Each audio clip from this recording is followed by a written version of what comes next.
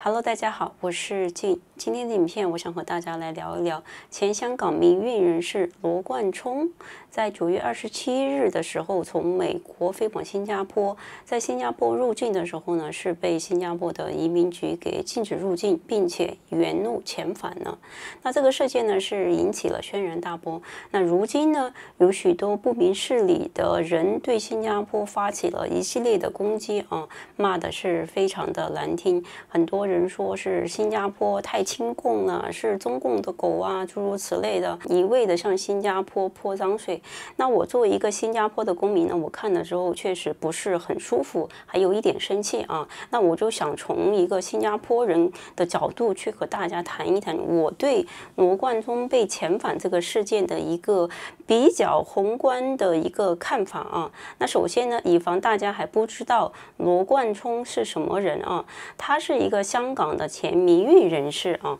那他呢是在2014年的时候，因参加与发动了重夺公民广场行动而成名，亦因此于2015年被起诉，于是2016年被高等法院原诉庭定罪，并判处120个小时的社会服务令。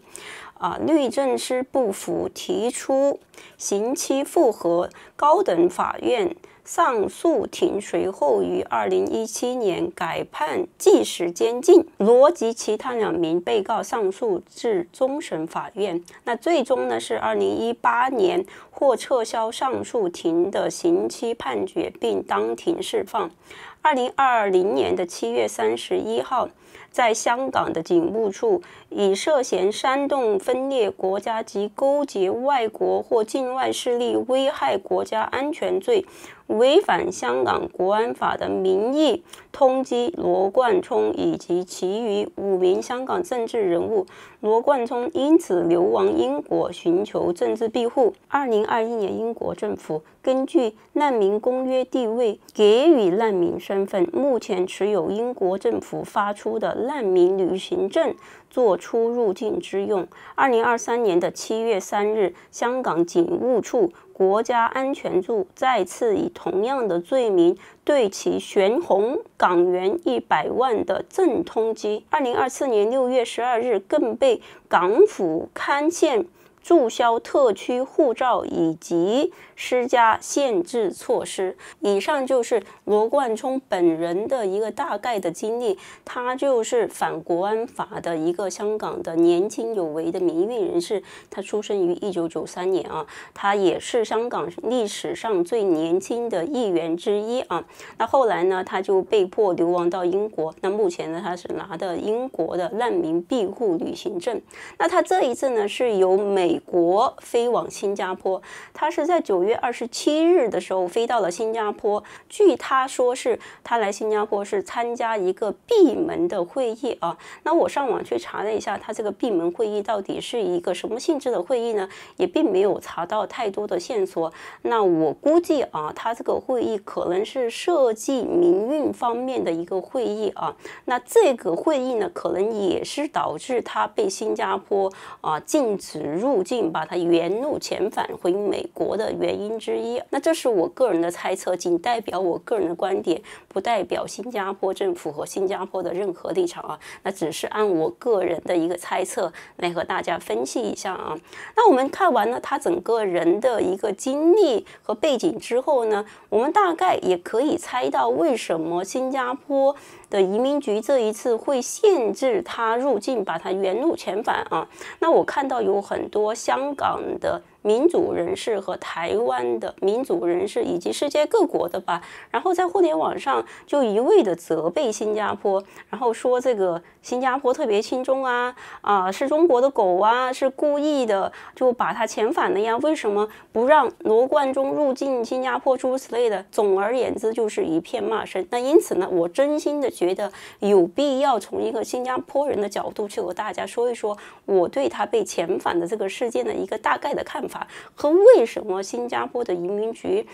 会把他遣返回去啊？那罗冠聪他在接受媒体采访的时候，他反复的强调，他是在飞来新加坡的提前3个礼拜就已经获得了新加坡的签证。那因此呢，他就非常的疑惑说，你既然已经给了我签证，那你为什么要禁止我入境呢？那他是9月27号飞到了新加坡，他到了之后呢，是即刻的被拘留了4个小时啊。那4个小时之后呢，然后安排了次日的航班，把他原路遣返回了美国啊。那后来呢，他在接受BBC 的采访的时候，他就特别的疑惑说，他已经提前获得了签证，那为什么不让他入境啊？那我这边呢，我真的想强调一下，其实任何一个国家啊，他给你签证不代表就是100%你就保证可以入境的。给签证只是说你的申请条件是合格的，是可以去颁发这个签证许可证的，但是也不代表你在海关的时候就100%会放行啊。任何的国家的移民局都是有绝对的权利去禁止和遣返任何的入境者的，他不需要去给你一个明确的理由。但是这一次罗冠聪被遣返的时候，其实新加坡的移民局是给了回复的，回复只有一句话是 Not in Singapore's interest， 那就是说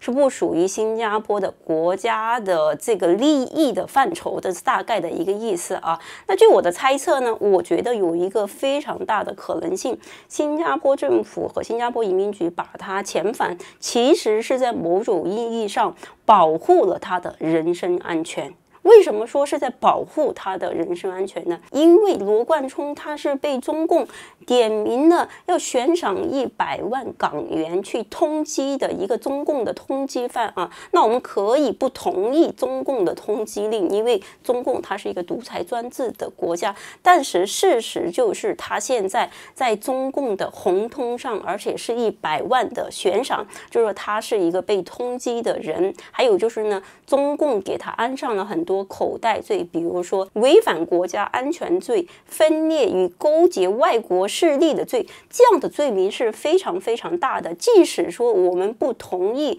中共给他安的罪名，但是他这个罪名已经安在他的头上了。那新加坡作为一个独立自主的国家，在国际上，在任何层面上，从这个法律的层面上，从这个国家利益的层面上，以及国际关系的利益的层面上，我们都不可能站在他和中共的通缉令之间的，因为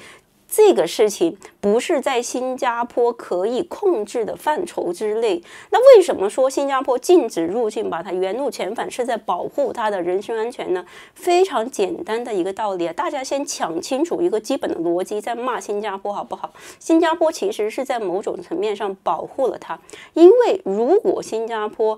允许他入境呢，他来了之后，中共和香港那边它是有引渡条约的，它可以即刻的发一个引渡条约的申请，让新加坡把它引渡回香港，或者引渡到中共国去。那这样的话，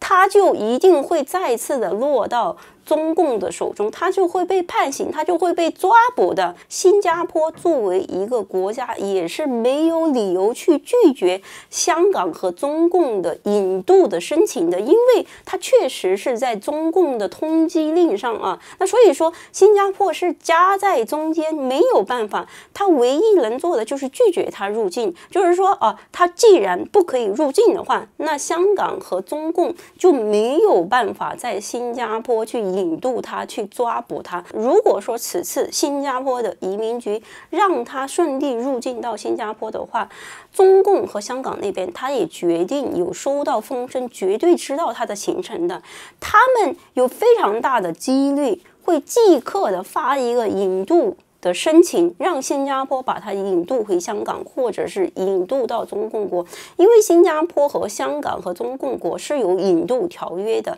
这个是新加坡是没有办法拒绝中共和香港的这样的要求的。那所以说，如果说一旦新加坡让他入境呢，其实反而是置他于危险当中，他被中共引渡抓回去的风险是非常非常之高的。大家要注意啊，中共放了100万的悬赏的红通在他的头上，就已经表明了中共想要抓捕他的决心了。也就是说，他在中共的这个头号抓捕的名单之上。所以说，从某个层面上来说，新加坡拒绝他入境，把他遣返回美国，其实是在保护他的人身安全。我不知道你们同不同意我的分析啊？那除了从这个法律和国家本身自身的利益的层面去考虑之外呢，其实他作为一个在香港有巨大的政治影响力的民运的人物他拿的是英国的难民庇护，也就是政治难民的庇护的旅行证，他也不属于是新加坡的公民啊。那如果说真的是有任何的事情的话，发生在新加坡的国土上，新加坡也没有办法去名正言顺的保护他。第一，他不是新加坡公民；第二，他是拿英国的难民庇护旅行证的啊。那所以说，于情于理，在任何的层面上，新加坡都是一个非常尴尬的位置。唯一新加坡能做的就是不让他入境，让他去到美国，因为美国和英国是有这个政治庇护的条约的，是有这个能力去保护他的人身安全的。因为中共和香港是没有办法从美国或者英国把他引渡回香港去判他的刑的啊。那这个是从一个国际的视野去讨论他被禁止入境的原因啊。那再从这个新加坡作为一个国家，我们的法律的层面去讨论这个问题，它也要被禁止入境的。首先就是在新加坡我们的法律是明文规定的，不管是外国人还是新加坡公民，都不可以在新加坡开展任何的以私人名义发起的这种政治聚会，这个是写在法律的条款当中的啊。那如果说我没有记错的话，那新加坡以往也发生过有新加坡公民在新加坡发起各种的私人名义的政治性的聚会呀，或者是号召性的事情，这个都是犯法的，这个是法律明文规定的啊。那罗冠聪呢，他作为一个香港的民运人士，拿着英国的政治庇护的旅行证呢，他要到新加坡来参加一个闭门的会议啊。那我的猜测就是呢，他这个闭门会议十有八九也是和民运相关的啊。这样的活动，这样的会议在新加坡其实在法律的层面上是不允许的，是禁止的，不管你是外国人还是新加坡的公民啊。那如果说你是新加坡的公民，到其他的国家去参加这种政治型的活动会议，任何形式的群体，只要是和政治相关的，都会被新加坡列为具有政治影响力的人物啊。譬如说，在今年的4月份，新加坡的地产大亨黄志祥以及他的其他的家庭成员都4个人全部都被列为了具有政治影响力的人物。那这意味着什么呢？意味着你从此以后就会被新加坡政府严密的监控观察了。那就意味着